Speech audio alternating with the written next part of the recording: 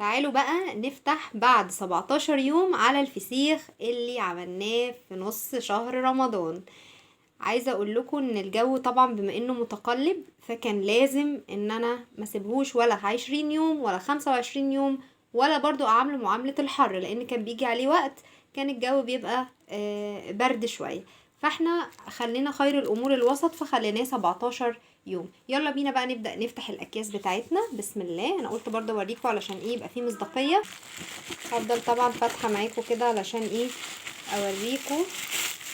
نفتح. طبعا انا حاطاه في اكياس كتير، والشنط اللي هي الخارجيه دي اللي قلت لكم لازم يكون في شنط تكون الواناتها يعني مكتومه مش فاتحه، علشان مش عايزينه يتعرض للاضاءه. هفتح اول كيسين.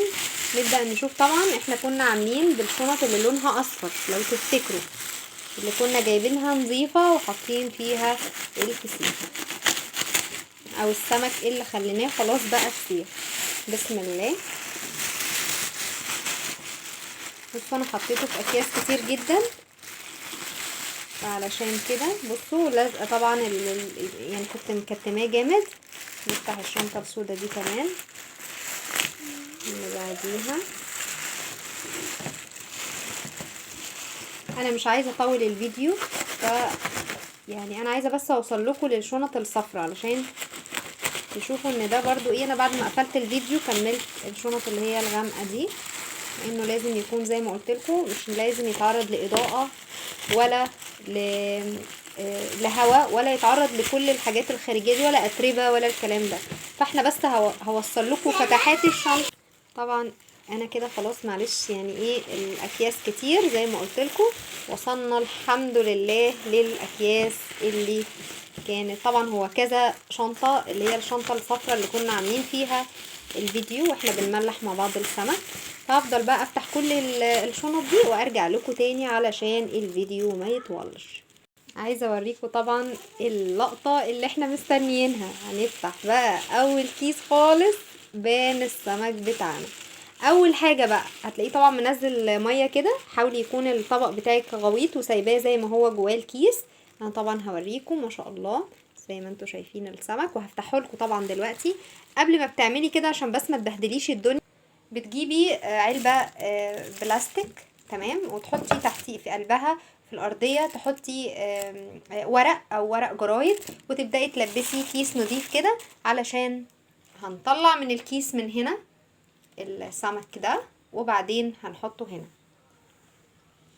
بسم الله. زي ما انتوا شايفين السمك، انا هفتحه لكم برضو علشان تشوفوا. انا كده خلاص مش هينفع يتساب بره التلاجة. هكرر تاني، مش هيتساب بره التلاجة، علشان لو اتساب بره التلاجة هيعفن. هو كده خلاص فتحنا عليه، يبقى هيبدأ ان احنا نحطه في التلاجة. عندك اختيارين. اول حاجه لو هتاكلي كل كميه السمك بتحطيه على رف التلاجة عادي زي ما انتوا شايفين في الكيس ده كده، وتبداي ان انت تقفليه كده. بعد ما تحطي السمك بتاعك تفتحي تاخدي السمكيه وتقفلي عليه تاني وتسيبيه في الرف.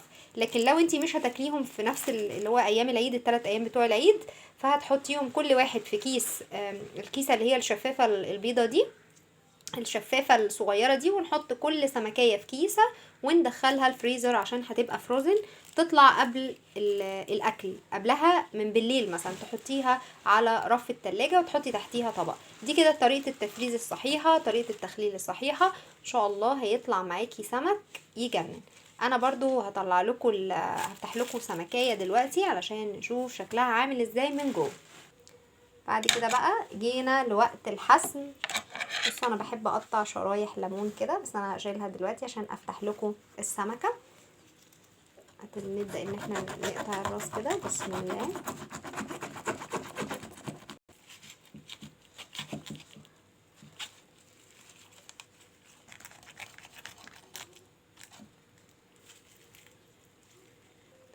اهو هنفتح السمكه مع بعض.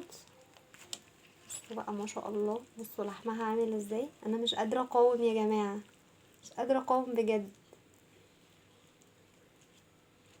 بتنضفيها كده سريعا. انا بقول لكم مش قادره والله من الريحه، وشايفين الشكل عامل ازاي. انا عايزه اقرب لكم عشان تشوفوا اللحمه عامل ازاي بتاع السمكه. حاجه كده انا مش قادره اقول لكم ريحه عامله ازاي، طعم والشكل. تحطي بقى الزيت بتاعك، تبدأي تنزلي بشرايح الليمون الخطيرة. بصوا احنا عمالين نخطف في احنا هندوق بقى، هندوق معاكم ونقول بجد مالح ولا مش مالح ولا ايه. بسم الله. هاتي يا دي. امم هندوقيها، قولي لي رايك بامانه.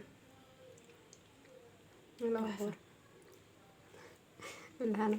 عايزه اقول لكم يا جماعه بجد، إيه، مش هتبطلوا تجربوه بطريقتي. اتمنى تكون وصفتي عجبتكم. ما تنسوش لو عجبكم الفيديو تعملوا لي لايك، واللي لسه مشتركش في القناه يعمل لي سبسكرايب علشان يوصل لكم كل جديد. باي باي.